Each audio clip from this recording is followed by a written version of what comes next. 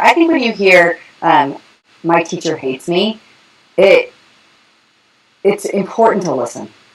And I think it's natural for us to say, oh, of course she loves you, right? Because you want your child to feel loved.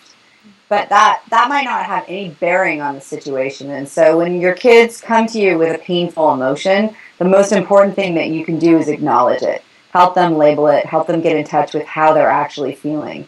Not necessarily solve the problem right then and there. That's not to say don't try and solve the problem, but it doesn't solve the problem to deny how your child is feeling. If you've got a sensitive child, it could be that the teacher just was having a bad day and kind of looked at them funny.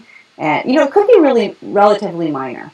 But if it's not relatively minor, parents can feel very helpless in that situation, right? That, maybe the teacher really doesn't like your child. And then what do, right?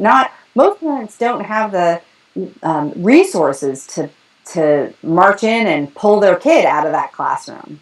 So sometimes does signal a bigger problem that we can be tempted as parents to ignore because we feel powerless ourselves.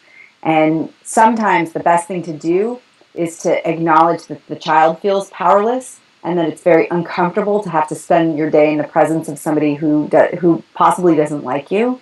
And you could say, and I feel powerless in this situation too, but I'm going to talk to dad and we're going to think of things that maybe we can do to make this situation better.